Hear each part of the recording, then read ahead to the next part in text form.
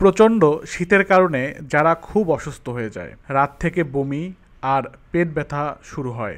আর অন্যদিকে সকালে ভ্রমণে যাই সিমলার অত্যন্ত সুন্দর জায়গা কুফরিতে। সেখানে গিয়ে চরম লেভেলের শিক্ষা হয় আমাদের, সব মিলিয়ে হতাশ হয়ে যাই। তাই সিদ্ধান্ত নিয়ে ফেলি রাতেই চলে যাব আমার স্বপ্নে দেখা শহর মানালিতে। তাহলে দেখতে থাকুন সব কিছু আর এনজয় করতে থাকুন আমাদের এবারের ভ্রমণ গল্প। যারা অসুস্থ থাকার কারণে সকাল সকাল প্রথমে প্ল্যান করি ডাক্তারের কাছে নিয়ে যাব, তাই সিমলার সবচেয়ে বড় আর সরকারি হাসপাতালে নিয়ে যাই ওকে। এটা হচ্ছে সিমলা মেডিকেল কলেজ হাসপাতাল, অনেক বড় হাসপাতাল। এখানে আয়ুর্বেদিক, তারপর হোমিওপ্যাথিক, এলোপ্যাথিক সব আছে এখানে, সব একসঙ্গে। এই হসপিটালটা সরকারি হসপিটাল। তো হঠাৎ করে আমার বাচ্চারা আজকে একটু অসুস্থ হয়ে যাওয়ার কারণে এখান থেকে ট্রিটমেন্ট নিলাম। দুবার বমি হয়েছে আর হচ্ছে খুব অসুস্থতা বোধ করছে, বলছে তার পেটে ব্যথা। তো এখান থেকে আসলে ওরকম ওষুধ পাওয়া যায় না প্রেসক্রিপশন ছাড়া। সো এখানে নিয়ে আসলাম। তাদের আসলে এখানে এত সুন্দর সিস্টেম। প্রথমে গেলাম, যাওয়ার পর আমাকে তারা একটা স্লিপ দিয়ে দিল। স্লিপ নেওয়ার পর তারপরে ডক্টরের কাছে গেলাম। ডক্টর সুন্দর খুবই কেয়ারফুলি দেখে প্রেসক্রিপশন করে দিল।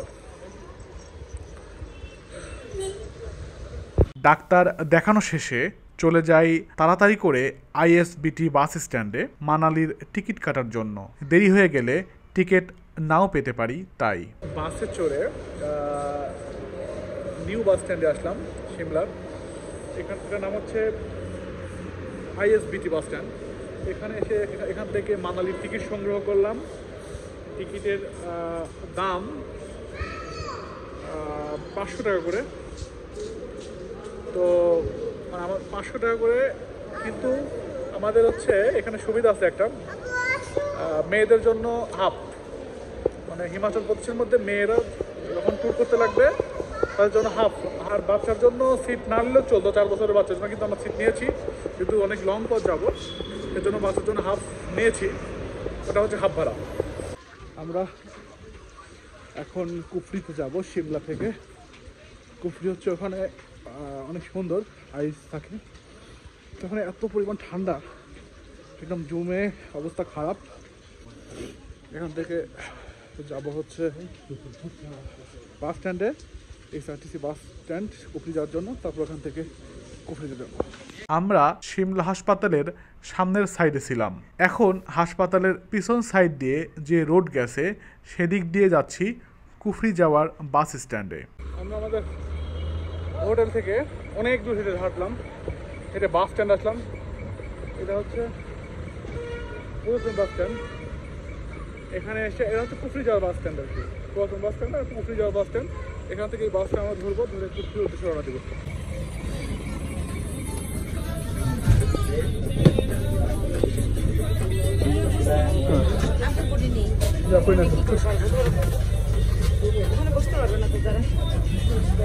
প্রচণ্ড ক্লান্ত ছিলাম, ভাবলাম বাসে উঠে একটা ঘুম দিব, কিন্তু চারিদিকে অসাধারণ প্রাকৃতিক দৃশ্য দেখে আমার ঘুম বলল, আজকে আমি ছুটি নিলাম, তুমি সৌন্দর্য দেখে তোমার মনের তৃষ্ণা মেটাও। আমরা কুফরি চলে এসেছি। এখন এখান থেকে ওই যে বরফ দেখা যাচ্ছে, বরফের পাহাড়, এটা হচ্ছে 0 পয়েন্ট। এখান থেকে আমাদের যেতে হবে, সবাই ঘোড়ায় চলে যাবে, 3 কিলোমিটার রাস্তা। দেখি তাছাড়া অন্য কোনো ওয়ে আছে কিনা।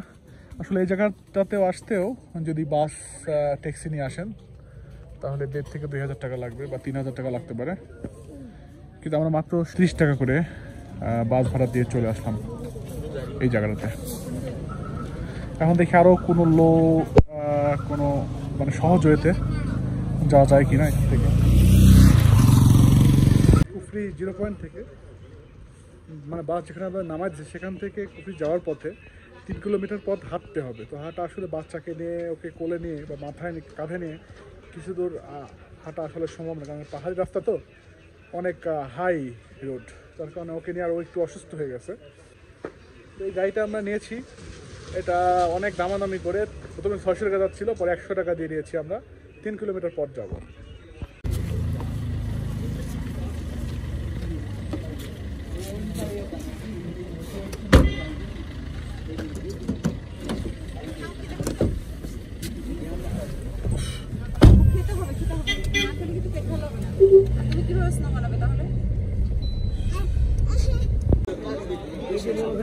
এখান থেকে ঘোরা নিতে হবে, ঘোরা নিয়ে বিভিন্ন অ্যাক্টিভিটিস আছে ওগুলো করতে, বাট এখন স্নো পড়েছে খুব হালকা, এখান থেকে স্নোটা দেখা যাবে।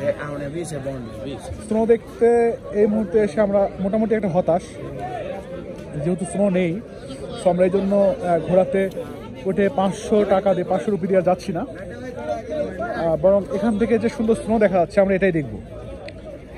আর স্নো দেখার জন্য যেহেতু আমরা মানালিতে যাচ্ছি, সো স্নোটা দেখা, এই এখানে অনেক ঘোড়া পার্কিং করা আছে এই যে, আর ওই দিকটাতে হচ্ছে দেখা যাচ্ছে স্নো। আমি একটু সাইড থেকে দেখাচ্ছি, দার্জিলিং থেকে যেরকম হিমালয় দেখা যায়, এই কুফরি থেকে আমরা এরকমভাবে আইসের বরফ দেখতে পাচ্ছি। কারণ আমরা চেয়েছিলাম এখানেই আইসের বা স্নোর কোনো অ্যাক্টিভিটি পাবো, বাট এখানে পেলাম না। তো আমরা বাঙালি থেকে অবশ্যই পাবো, দেখা যাক। এখান থেকে দেখতে চাই এভাবে এখন দেখা যাচ্ছে, বাট আজ থেকে 8-10 দিন পরে এখান থেকে কিন্তু আবার ঠিকই আপনি স্নো পাবেন। আমি একটু জুম করি,